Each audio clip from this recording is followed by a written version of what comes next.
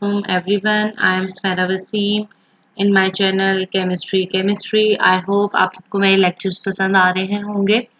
अगर आपको लेक्चर पसंद आ रहे हैं और स्टूडेंट्स को समझ में भी आ रहा है तो please subscribe my channel chemistry. आज हम फिर दोबारा से थोड़ा सा रिवाइज कर लेते हैं कि how can we calculate the number of particles. Number of particles में हमारे पास मॉलिक्यूल्स भी हो सकते हैं, फॉर्मूला यूनिट भी हो सकता है और आयंस भी हो सकते हैं और एटम्स भी हो सकते हैं. यानी आप मॉलिक्यूल्स, फार्मूला यूनिट, आयंस या एटम कुछ भी कैलकुलेट कर सकते हो बाय यूजिंग दिस फार्मूला. तो आप इस चीज को कंफ्यूज मत होइएगा कि हम सिर्फ number of molecules he calculate कर सकते हैं. हम सब चीजें इसमें कैलकुलेट कर सकते हैं, यानी नंबर ऑफ पार्टिकल्स हम कैलकुलेट कर सकते हैं. फॉर्मूला वही है, number of moles is equal to known mass of a substance divided by molar mass of a substance.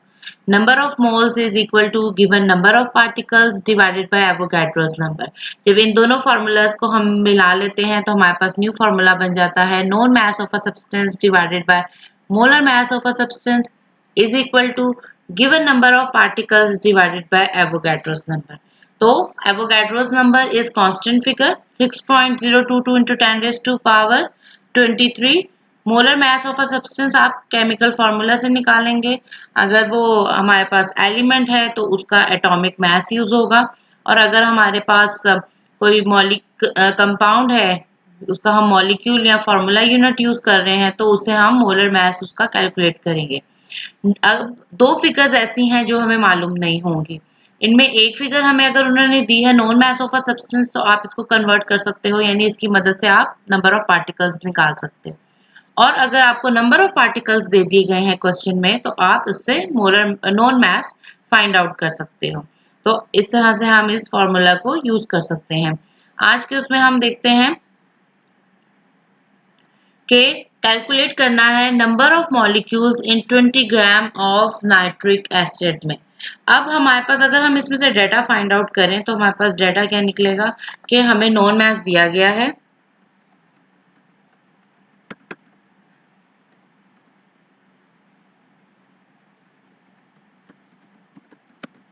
Non mass of substance हमें दे दिया गया है जो कि कितना है 20 ग्राम है. और दूसरा हमने निकालना है मोलर मास. मोलर मास हमने किसका निकालना है HNO3 का हमने निकालना है, नाइट्रिक एसिड का मोलर मास. कैसे निकालेंगे, आप इसके एटॉमिक मासेस का सम ले लेंगे तो आपके पास मोलर, और साथ में ग्राम लगा देंगे तो आपके पास मोलर मास निकल आएगा. हाइड्रोजन का हमारे पास एटॉमिक मास है 1 और यहाँ पर एक ही एटम है इसलिए हम इसे 1 से ही मल्टीप्लाई करेंगे. नाइट्रोजन का एटॉमिक मास है 14, इसको 1 से ही मल्टीप्लाई करेंगे क्योंकि यहाँ पर इसका एक ही एटम मौजूद है. उसके बाद हमारे पास ऑक्सीजन के हैं एटॉमिक मास 16 और इसको हम किससे मल्टीप्लाई करेंगे 3 से, क्योंकि यहाँ पर इसके 3 नंबर ऑफ एटम्स मौजूद हैं. अब ये सारी आप कैलकुलेशंस कर लो तो इजीली आप क्या फाइंड आउट कर सकते हो, मोलर मास निकाल सकते हो. 1 1 are 1 plus 14 ones are 14 plus 16 multiplied by 3 is equal to 48. अब इन सबको आप आपस में प्लस कर लो तो ये 48 प्लस 14 प्लस 1 आपके पास हो जाएगा 63 और साथ में आप लगाएंगे ग्राम तो ये हो जाएगा मोलर मास. तो हमारे पास अब क्या क्या आ गया, नॉन मास भी आ गया, मोलर मास भी आ गया. उसके बाद हमारे पास आ जाता है एवोगैड्रोस नंबर जो कि आपके पास कितना है 6.022 इंटू 10 रेज टू पावर 23. तो ये हमारे पास फिगर आ गई तीन फिगर्स अब हमारे पास आ गई हैं.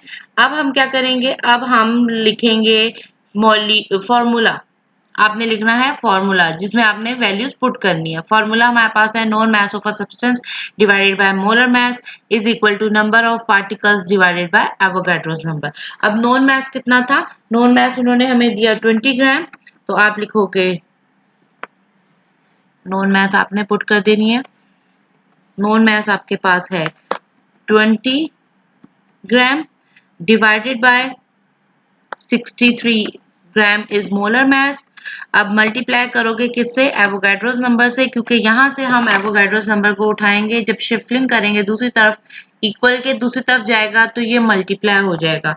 यहाँ पर डिवाइड हो रहा है, इक्वल के दूसरी तरफ जाएगा तो ये मल्टीप्लाई हो जाएगा। 6.022 इंटू 10 रेज़ टू पावर 23। अब इन सबको आपने क्या करना है? कैलकुलेट कर लेना है।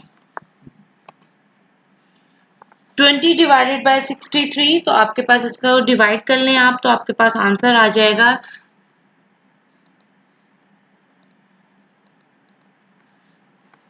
0.317।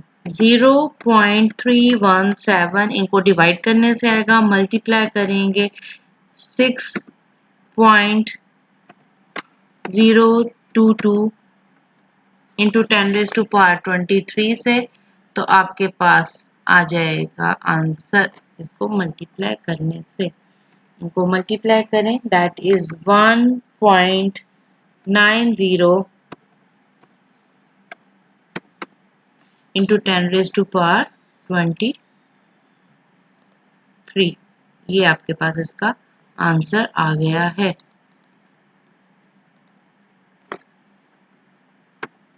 क्या है ये? नंबर ऑफ मॉलिक्यूल्स किसके? HNO3 के। ये आपके पास आ गए। इसको एक दफा फिर देख लें आप। हमारे पास डेटा क्या क्वेश्चन था? Calculate the number of molecules in 20 gram of nitric acid. 20 gram of nitric acid में आपने नंबर ऑफ मॉलिक्यूल्स कैलकुलेट करने थे। आप सबसे पहले डेटा निकालने, आपको नॉन मास दिया गया 20 ग्राम, मोलर मास आपने इस फॉर्मूला की मदद से निकालना है, वो निकाल लेंगे। एवोगाड्रोस नंबर आपको मालूम है, फॉर्मूला लगाएंगे, फॉर्मूला में आप वैल्यूज पुट करेंगे। नॉन मास की जगह पे 20 ग्राम, मोलर मास की जगह पे 63 ग्राम। एवोगाड्रोस जो यहाँ से शिफ्ट होगा इस साइड पे मल्टीप्लाई होगा 6.022 इंटू 10 रेज़ टू पावर 23। पहले इन दोनों को डिवाइड कर लें, जो आंसर आए उसको 6.022 इंटू 10 रेज़ टू पावर 23 से मल्टीप्लाई कर दें, आपके पास आंसर आ जाएगा। That is the number of molecules of nitric acid. Nitric acid के ये नंबर ऑफ मॉलिक्यूल्स हैं। आई होप आप सबको ये क्वेश्चन समझ में आ गया होगा। टेक केयर, अल्लाह हाफिज, फी अमान अल्लाह।